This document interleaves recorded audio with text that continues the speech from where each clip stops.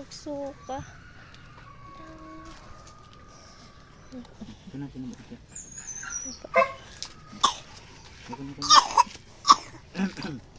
Bawa man akin. Nagsuka ng baby ni Lola. Ayan.